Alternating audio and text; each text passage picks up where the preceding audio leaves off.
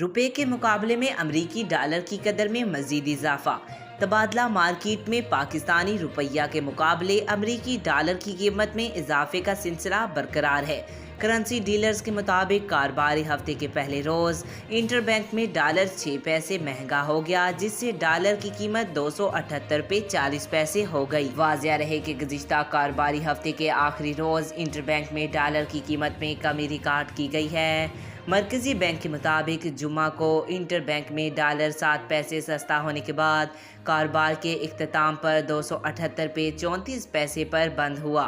दूसरी जानिब Pakistan stock exchange में मुस्बत कारोबार का आगाज़ हुआ। स्टॉक एक्सचेंज के 100 इंडेक्स में 687 पॉइंट का इजाफा रिकॉर्ड किया गया, जिसके बाद इंडेक्स 78,717 पॉइंट्स पर पहुंच गया। गुज़िश्ता हफ्ते के आखिरी रोज़ कारोबार के इख्तिताम पर इंडेक्स 78,030 की सतह पर बंद हुआ था।